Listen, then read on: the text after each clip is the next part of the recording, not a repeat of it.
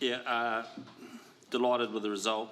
Delighted with the first objective of 5 points to cement a position in the quarter-final, and that's a clear goal for us. Well, I thought Uruguay chucked a lot at us, particularly in that first 20, and very combative, made the breakdown quite hard. The set piece became a hard area for us to get to be able to use the power that we know we have, and we had to find other ways to do that. But really stoked with the way that the guys showed a lot of patience and problem solved and came through the other side and finished really, really strong. So we're delighted with that performance, and just a bit of a rinse and repeat from the last 2 games, but just a congratulations to Sam Whitelock, 150 games, special occasion for us.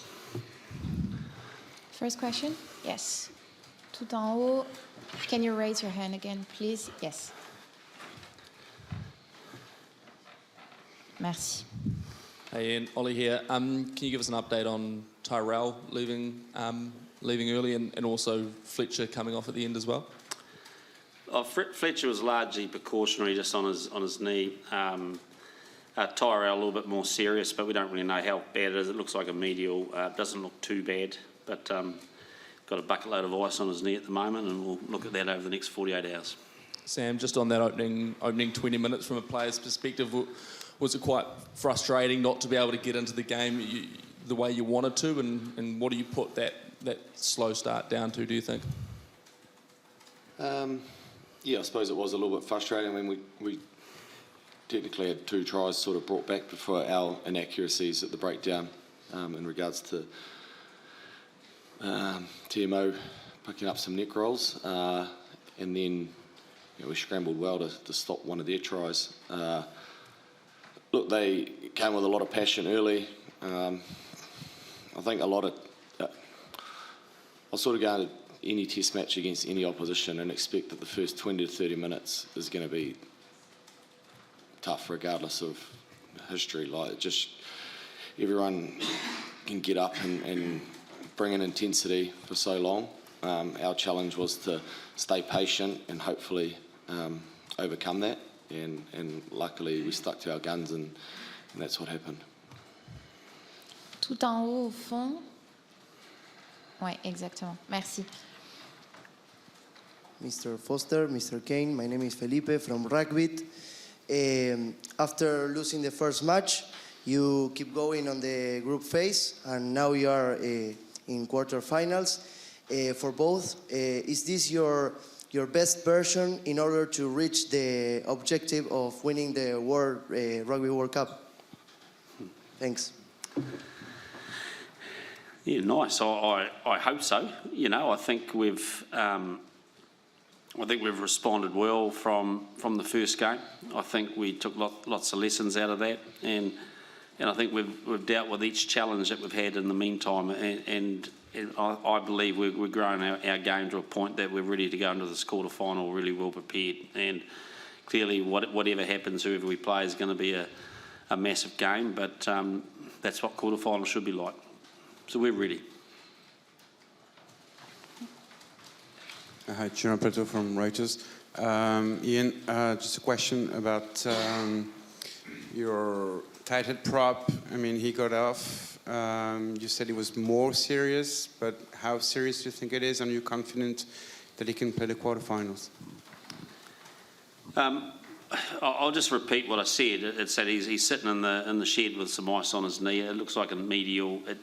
And those that know medials, they can be a small strain or a large strain. Just really depends. We won't know probably for another 24 hours. But he was moving okay afterwards, and so we'll just look at him over the weekend. Fortunately, we've got a couple of extra days, which could be meaningful for us. Juste ici. Ian, could you talk a little bit about Damien McKenzie's performance and how you rated that?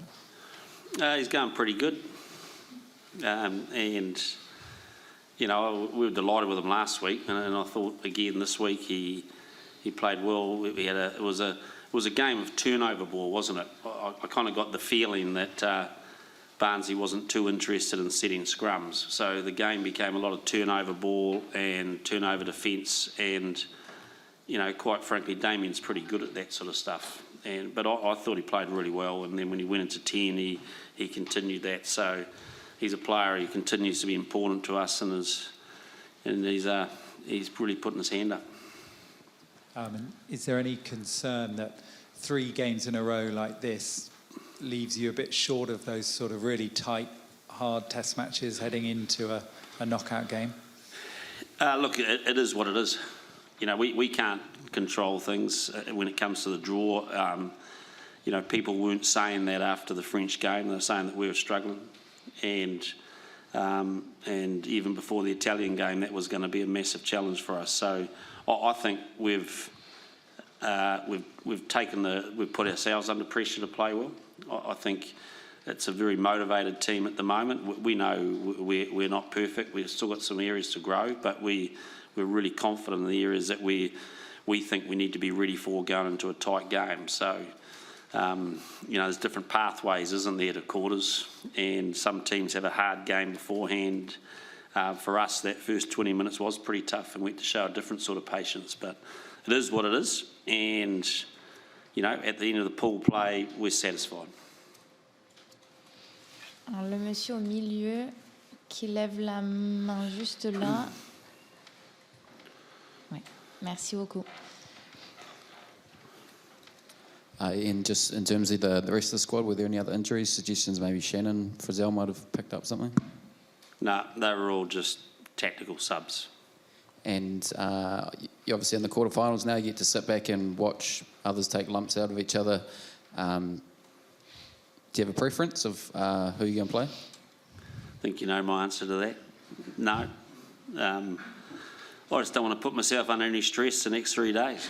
So what will be, and, you know, people will theorise what they do, but we'll go away and have a nice little glass of wine out the side of our hotel tonight and celebrate being there, and looking forward to recovery tomorrow, and clearly we've got a plan for whoever it may be, but at this stage we're excited about us being there. That's our first goal achieved, and let's get into the next one. Parfait, merci. Hi, good evening. Romain Baheux of the newspaper Le Parisien. Are you confident in the fact that you can finish first of the group? So are we confident that we can finish first in the group? Is that the question? Yes. No. No, I think we're probably making an assumption we're going to finish second. And but, you know, the Italian-France game is important now, and you know, it'll be interesting to see how teams respond. But, you know, the great thing about the draw from many perspectives is that first or second, we kind of know that when you've got a draw, when you go into a tournament and the top 4 teams in the world currently are due to play each other in the quarterfinal, you know whatever happens, it's going to be a monster game. So nothing's going to surprise us now, and we'll be ready for whoever it is. Hi, Ian. You mentioned in the lead-up to this game that, as well as the established guys, the returning injury guys, having some valuable time, that it could be a chance for some of your players to put their hands up and push for a spot in that 23 coming up. Lester Whanganuku, what did you see from him tonight, particularly with that in mind? Has he put pressure on you, given you something to think about? Yep, no doubt about that. Played well and busy, you know, and I haven't talked to him about how he enjoyed his time at 12, but I think he went pretty good. Different sort of game, and so, you know, he did what we asked of him, and really pleased for that. So, give us plenty to think about, no doubt about that. And Sam, just one for you. This is your first start of the World Cup. You're obviously getting back into a rhythm and everything. You know, how did you come through, and I guess how much better will you be for this performance tonight? Yeah, I think I said a couple of days ago I was really excited about the body feeling really good, and first start, and just loved getting back out there. Quite enjoyed the first 20 minutes because it was a little bit more combative. But as the game wore on, it opened up a bit. A wee bit stop-start, I suppose, because there's a few points being scored, but felt good out there, felt free. So, yeah, pretty happy. Tout au fond maintenant, là-haut. Merci. Ian, Elliot here, can you just talk about, I guess, the growth that you've made over the last 3 games and how that sets you up for a potential quarter-final, especially with the camp you had in Bordeaux and the weight you sort of placed on that week off? Yep, I think pool plays, you got to obviously the first job is to get through clearly, and so we've done that. The second job is to make sure that you're spending time on the aspects of your game that are really good for the here and now, but with an eye to what's to come. And so I think we've got that balance right in terms of our preparation. I think that, we've worked hard on areas of the game that we think we're going to need going into playoff rugby. And so, you can argue we haven't been challenged a little bit mentally on how to finish out a close game in the last 2 or 3 games. But I think we've put ourselves under pressure in that space to really focus on our execution regardless of the scoreline. And, and sometimes when we get a big scoreline, people sort of talk down our opponent. But I think we all saw that Uruguay, man, they tried, they were 100% committed for 80 minutes. And they made everything we did actually was a little bit harder than perhaps what people think. And so I'm pleased with that clinical side of the execution. Now, we know there's going to be a big step up coming next weekend, but we can only control what we control. We're prepared with the end in mind, and I think we go into next week feeling like, okay, we've done everything we need to do, and now we just need to go out there and express ourselves and give it everything. Just. Do you want to use the headphones for translation? Oh, yes. Bonsoir. Thank you. Je vous épargne mon très mauvais accent anglais. Une question pour tous les deux. Sāmoa ne cesse de battre des records. Qu'est-ce qu'il a de plus, tout simplement? That's pretty simple. He can become the first man to win 3 World Cups. The question was, Sam Whitelock's been breaking records. What more can he do? Yeah, we've been speaking about him for almost 2 weeks within the environment, due to him breaking Richie's record last week and then bringing up 150 this week. So, yeah, he's been notching up a few achievements, and yeah, hopefully in a few weeks' time he can add another one. So the 2 last questions now, one here, and the next one will be here with Sean. And just wondering, it seems like 4 years down the road that you're very, with your selection, you understand that you're going to have a Richie Mo'unga or whoever at 10 or a Mackenzie and Barrett at 15. How much has it helped having 4 years to kind of know that dual playmaker that you were kind of intending to use that during this campaign? Yeah, well, it's you test matches, and when you coach this team, you expect to win every test. You're expected to win every test, so you're always trying to pick for the here and now and plan for the here and now. But I guess our role, my role, is to make sure we are looking at the future to try to figure things out. And I think that we've grown the game to the point that we know we play well when we've got a number of really key decision makers on the park. Bodie's done a great job, I think, at 15 in terms of executing our game, of influencing others, and bringing a whole degree of calmness to our decision making, and his linkages with Richie and Damien, I think, is just getting better and better and better.